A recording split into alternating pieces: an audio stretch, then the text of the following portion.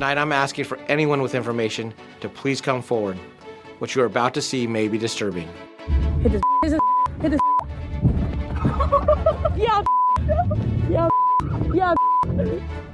Some disturbing video, some disturbing audio there. A hit-and-run case apparently involving cars randomly targeting pedestrians. A call for help from Seattle police on that story, and a call from the Seattle City Council to make our streets safer through new investments in sidewalks. Plus, an update on what Governor Jay Inslee is asking for as he looks to the start of the legislative session just a few weeks away, the last one he will go through as governor as he wraps up his third term in office. We are looking at these stories and so much more this week on Seattle News, Views, and Brews, your coffee break political podcast. I am Brian Callanan. I'm a host on Seattle Channel, and the views expressed here are mine, and I am with my co-host, David Croman of the Seattle Times. And David, I just wanted to ask, am I respecting the proper time of mourning, or should I allow you more now that Shohei Ohtani is signed with the Dodgers instead of the Mariners? How you doing, my man?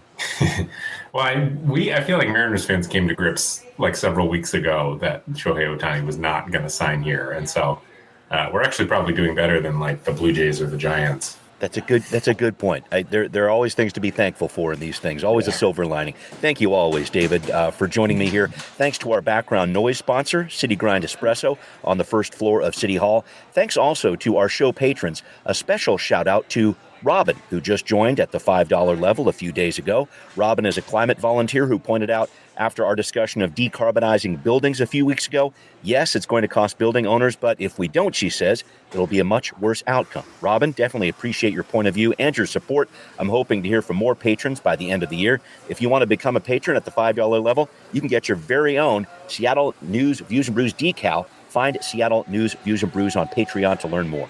Thanks also to Converge Media. The video version of this podcast is on Converge. You can watch it Wednesday nights at 7.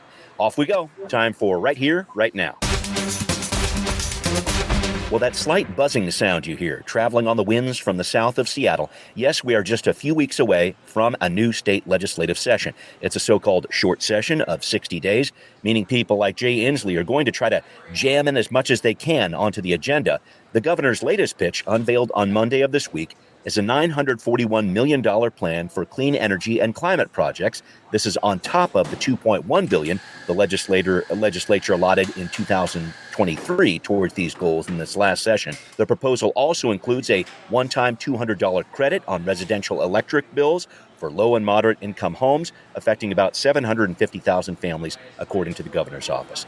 David, I wanted to lay that out there just to kind of give people the nuts and bolts of what the governor wants to do. It is clear the governor is going big on climate, his signature issue as he wraps up his time in office. But I really wonder what the appetite for this is going to be in the legislature, especially when we hear that there's a repeal effort underway over Inslee's 2021 Climate Commitment Act. This is the carbon pricing program affecting fossil fuel providers. It's yielded more than $1.5 billion in less than a year's time, but it's affected our gas prices too, the opponents would say to this. I guess, David, I'm trying to ask, what do you make of Inslee's pitch on this? I know it's a normally short session, but I feel like there's a lot cooking here. Yeah, I mean, it seems like the short sessions haven't always acted like short sessions lately. The last short session, legislature passed the move ahead, almost $17 billion move ahead transportation package. So just because it's a short session doesn't mean big things don't happen. And the Climate Commitment Act dollars have been a lot higher than they expected. And so, they're not going to wait, or at least Inslee isn't going to want to wait another year to decide how to spend that money. I do think that some legislators might have a little concern about tying too much to this revenue source because, I think they might sort of think of these things as like one-time dollars because who knows if this is going to be a source of funds for the years to come. I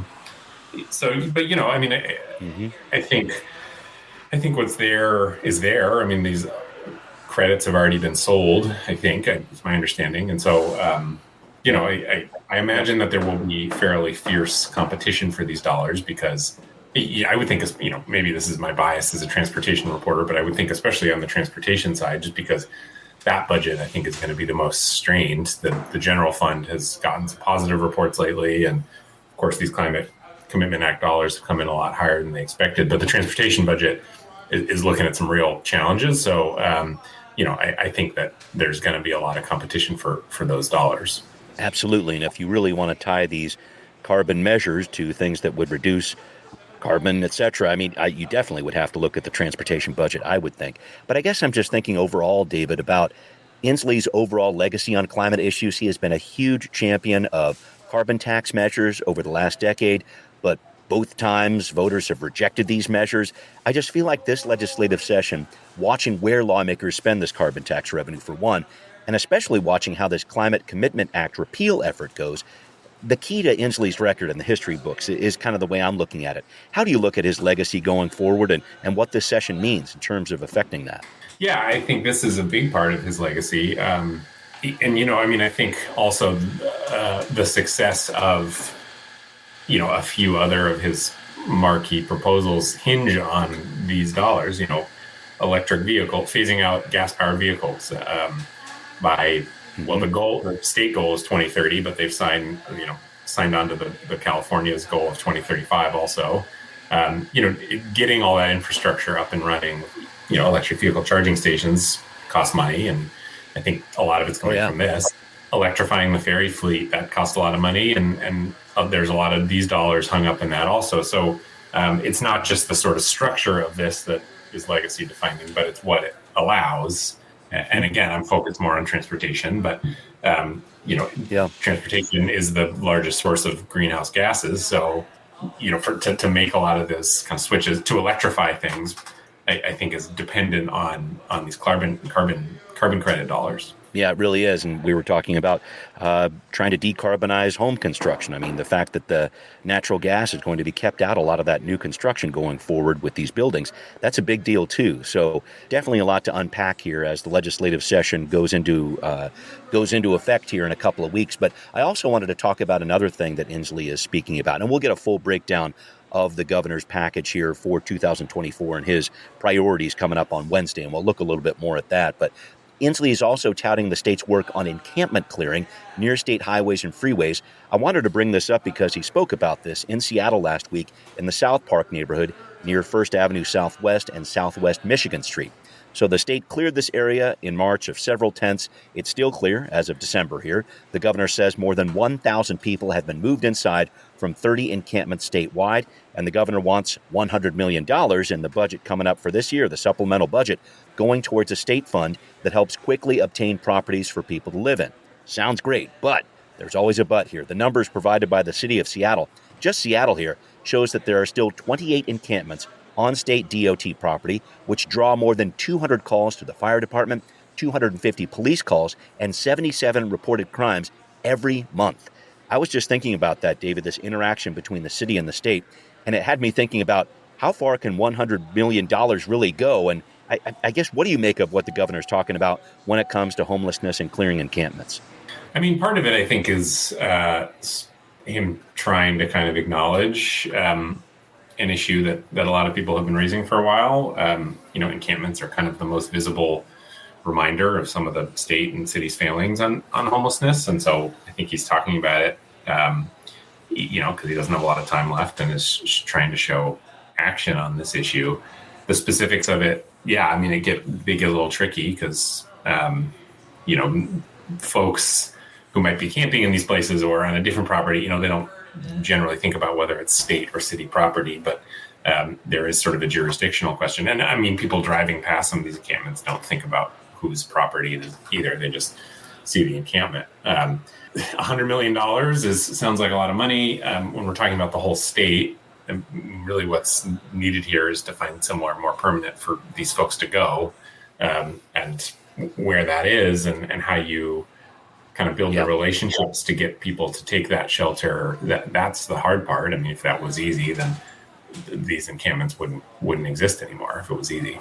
I guess I'm thinking about what does happen next year, because last year the legislature said no to a Governor Inslee plan for a $4 billion boost to housing, but eventually the state legislature did put about $1 billion over the next 2 years into housing, including affordable housing projects. And I think I'm going to your point here, David, just the speed of that process from investment to actual housing. And that really concerns me. I guess I'm trying to figure out where the legislature tries to go during the short session when it comes to housing. And any thoughts there?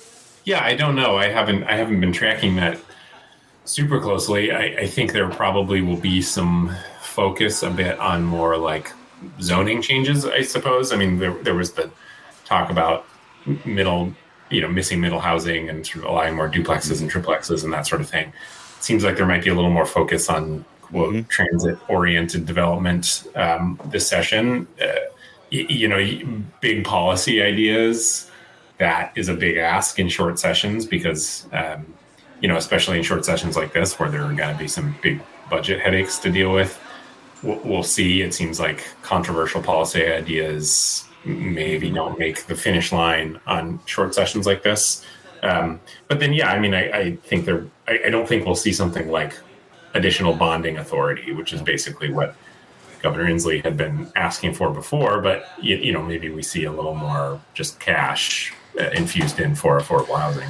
Yeah, that issue with the bonding was a big part of why the legislature was a little bit reluctant to go along with that $4 billion plan last year. So we'll see what they come up with this year. Again, the session's starting up in early January and a lot to look at here over the next couple weeks. We'll keep an eye on it, too. All right, well, coming up next, the Seattle City Council is working to add sidewalks to more city projects. So what's that going to look like in your neighborhood? We're going to try to find some answers coming up on Now Hear This.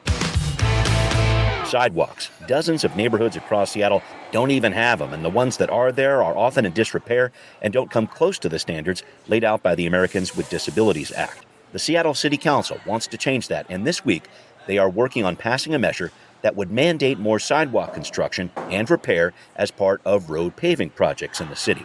It's a matter of equity, said the bill's sponsor, Councilmember Tammy Morales, last week at a Transportation Committee meeting. She noted there are more miles of on-street parking than there are sidewalks in the city. We spend an incredible amount of taxpayer money to subsidize parking spaces that for most of the day sit empty, while we ask private property owners to shoulder the majority of the burden of building and maintaining our sidewalks. David, you reported on this issue in the Times earlier in the fall, and we've touched on this right here on the podcast too.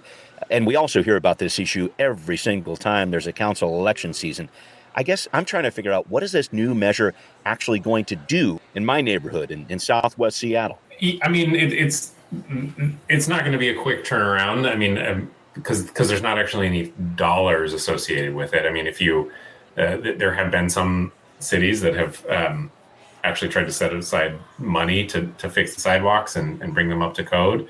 That is a hugely expensive and big project to make happen.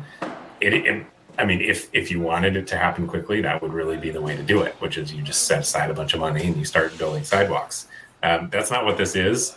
This doesn't have any money attached to it. This is sort of in the mold of, it reminds me actually of what the state did with its transportation packages, which is this sort of healthy streets mandate, which is, anytime you do a project, you have to, you can't just focus on your one slice of that project. You have to make the surrounding signals and sidewalks and other pieces safe for pedestrians specifically. It's a favored approach because it kind of makes it kind of writes that process into basically how construction projects are done in Seattle. It weaves it into that construction. And, I don't know if it's a downside, but it does make every project really more expensive and probably a little bit slower. So anytime they want to pave an arterial, there's going to be added cost and time to that. Yeah. But if you balance that with the cost and time it would take to actually go out and just build a bunch of new sidewalks, it's sort of minimal, I think. So, really though, what this does is it sort of cuts the line a little bit on the conversations around the next transportation levy that are ramping up and are going to, the new transportation levy is going to be on the ballot in the fall. There's going to be a lot of debate over how to spend that money. What this does is it kind of makes sidewalk construction part of the fabric of what the work that SDOT does, and therefore makes it so you kind of have to fund it. And so it like I said, it kind of guarantees that sidewalks are going to get a decent chunk of the money that is in the next transportation ballot levy. Right. And there was one piece of the bill, one piece of language there that I didn't know how you read this, but it said the legislation allows for the SDOT director to determine if full compliance with these requirements is not possible. How did you read that? Does this give the DOT an out? I just wanted to get your take on that. Yeah, it does. And I think that's probably a recognition that there are going to be staffing constraints, supply chain constraints. They don't want projects to start and then stall halfway through because they're waiting on, whatever they need for the sidewalks. I think in a director like Greg Spots, I think that shows a little bit of trust in him that he wouldn't exercise that all too often. And he has spoken publicly about projects like this. I don't know what that means for future SDOT directors. I think that's probably also an acknowledgement of, what happens if the Move Seattle, the next transportation levy doesn't pass and there's just not money for this stuff. So yes, there's an out. There's always an out. Mandates are generally kind of rare. That said, I do think that this does add some language that will be followed and will at least sort of, if sidewalks are not built as part of a project, that'll have to be discussed and explained. And so, at the very least, it kind of puts sidewalks and their state and their construction into the public discussion a little bit more. Yeah, that's definitely going to be something that Councilmember Morales is going to be talking about in the new year, and we'll see what other new council members that are alongside her say about this as well.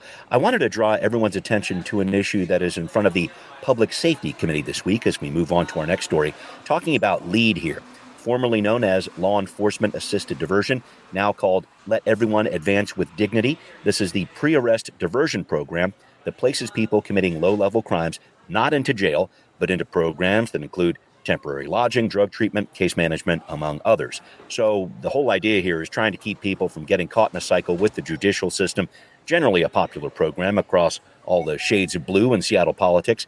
This report in front of the council's committee this week, David, shows that there are 759 participants in the program, works out to about 14 participants per case manager, and LEAD is saying with 300 more participants, and they're expecting a lot over the next year here, they're going to be maxed out, and that looks like it could happen as of May of next year. And I just think about this, David, in connection with the mayor's push to have police get more people into treatment, etc., with this new drug law we have in place. But if you don't have the case managers, like LEAD is saying, what happens? Yeah, I don't know. That's a good question. LEAD there are a lot of programs that provide case management or help. LEAD has always argued that what they do is more individualized, and you get that by not having obscene ratios between clients and social workers. So, I think they would argue that, maybe in theory they could take on more, but then you're kind of diluting the purpose of what LEAD is there to do, which is to be a program that actually works. LEAD has become kind of, it's not a city-run program, but it has become kind of the de facto partnership between the city and sort of outside help. There are some options out there, but LEAD has really taken the role of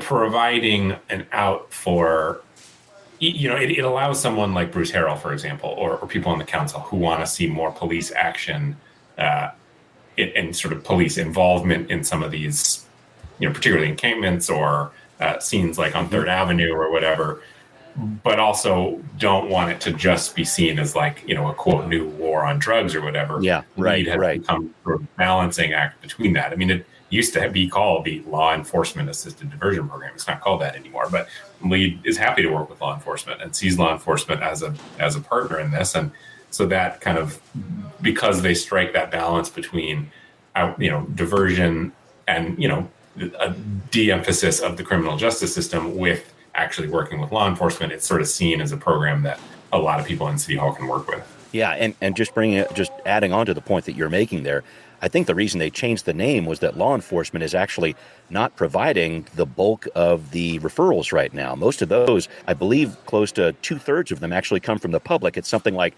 3% actually come from police. So that's just sort of a recognition of what's happening. But then on top of that, all right, if you actually do want police to have more involvement in this and refer more people. I think that's the big concern. And I guess I'm jumping to the next step here. If police, are trying to make this happen, trying to put more people into lead, but there aren't spots for them, does this mean we put more people into jail? Because that's not a great alternative either. It's chronically understaffed, and every night, of course, costs taxpayers hundreds of dollars. I guess I am trying to figure out what does happen next year if they try to refer more people to lead, and there just aren't spots for them. Where would people go? Yeah, I don't know. I think of actually a few years ago when I was at Crosscut, I wrote about how the Seattle police had started making some arrests of sex workers on Aurora Avenue, which was a change because the police and the city attorney's office had basically stopped making any arrests of the actual sex workers. They were still arresting, quote, Johns. And part of the reason they were doing that is because they used to refer those folks to lead, but lead was just telling them, look, we're all full up. We can't do this. And so, that did actually lead to arrests. There really weren't any charges filed. It was basically they would pick them up, arrest them, and move them for a little bit. And then, that the city attorney's office usually wouldn't file any charges, and it would just but they were getting complaints from the neighbors. And so this was kind of their way of at least looking like they were doing something. So, I could see if lead is not there, I could see a scenario like that where you see an arrests basically with a hush-hush acknowledgement that these folks will probably just be released in a day or two and may or may not come back to where they were. But, it shows the neighborhood or whatever that they're doing something. That's not to say that's a solution, but that is one scenario that has actually played out when lead has not been able to take any more clients. That's a great observation there. And it's just something that I think that everybody in Seattle is keeping a close eye on. You saw how much public safety was a huge part of the debate in the different council races we just went through. What's this actually going to look like in the new year? I'm very interested to see that too. All right, well, coming up, a frightening story about drivers targeting pedestrians and a new lab that hopefully will help keep more drivers who are unsafe and under the influence off the roads. David's got more on this coming up on Transportation Talk. David, I briefly wanted to touch on the story I brought up at the top of the show. Seattle police believe there are some drivers out there targeting random pedestrians on North Aurora in 2 hit-and-run crashes from late November. And this video was just awful to see. It's difficult to describe it, folks, but people are actually laughing inside a car as it hits a pedestrian who flips over the hood. Police have not found the victims or the perpetrators here either. I just wanted to get your reaction to this story, David. Yeah, I don't know how to react to this story because I don't understand. This is sort of psychopathic behavior in the most literal term. I just don't know how anyone could do that. I also don't know. Is this something you can legislate away or street design away? I'm not so sure. this is just, sometimes you can't really predict when people are going to do something like this. I don't know what to make of it. It's horrific. It's one of the worst things I've ever seen. I don't know what the implications of it are. I hope that these people are caught, and I hope that the victims are okay. Yeah, that's mainly the reason I brought it up. Make sure you check out this story with Seattle police, folks. And if you have any information on what happened on Aurora Avenue North at the end of November, please contact them, because this is a really difficult story to talk about, and we want to make sure that the right people are the perpetrators are taken care of here by the Seattle Police Department. I do want to talk about some hopefully better news in terms of getting dangerous drivers off the road. You wrote recently in the Seattle Times about a new state lab that should help law enforcement turn around DUI cases more quickly. What's happening with this, David? Yeah, this has been a real problem in the state. It used to be, if somebody was suspected to have a DUI or be driving under the influence, you could send off a blood test and get results back in 2 to 3 months, basically. But since 2020, that timeline has slipped to on average about a year, a little less than a year, which creates a lot of problems because, then prosecutors kind of have this decision of whether, do you file charges and then risk ending up in trial before you have the full picture, or do you hold, sit on the charges before filing them and risk that this person who you think might be a dangerous driver goes back out and drives and does it again. That's not a great scenario. But then on the flip side, if you're somebody who was arrested for a suspected DUI, but in fact had not been, you're waiting a year and a half to be exonerated. It's not good for either side of the equation. the big example was Geno Smith, the Right. Seahawks quarterback. He was arrested on a suspected DUI and took a year and a half for them to get the blood results back. Showed he was under the legal limit, and no charges were filed. And that's something that was hanging over his head and really the city's head for longer than it needed to be. So the hope is with this new lab, they can hire more people and have more equipment and more space, and therefore kind of speed things up. It's not going to be immediate because it'll take them about a year plus to train people up. So, I wouldn't expect immediate results, but the hope is that things start to slowly improve, and then in a year and a half, quickly improve. Yeah, and one piece of this I thought was a very interesting wrinkle. The need for this lab is great because a lot of drivers that officers are pulling over right now have a combination of alcohol and drugs in their system. Alcohol, sure, do a breathalyzer, but you need that blood test to work on the drug piece of this. And I thought that was a very important piece of this, David. Right, yeah. I mean, that's a trend that, unfortunately, they're seeing at the state level, which is, impaired driving in general is going up. More than half of the fatal crashes last year involved a driver who was impaired. The biggest category of impairment was the, quote, polydrug folks who had, I think it was 46% of the people. Alcohol and drugs together, potentially. Yeah. Right. Something like 46% of the people who were found to be impaired had both alcohol and drugs, where it was, a smaller percentage had just alcohol and a smaller percentage had just drugs. So you're right. I mean, somebody could come under the legal limit for alcohol, and so therefore it would be hard to, bring charges against them. But maybe their blood shows that they had some super high level of drugs, but you need the blood test to show that. And without that, juries are going to be a lot more hesitant to convict. So yeah, I mean, it's really clogging up the system, and we know that enforcement is a big priority and when it comes to reducing traffic deaths overall. Yeah. Well, David, thank you for this. And it is time to wrap up here. It's time for the podcast actually to go into hibernation at the end of this year. And I thank you always for the weekly work you put into this show. Spoiler alert, though, folks, stay tuned. There's going to be a patrons-only podcast later this month.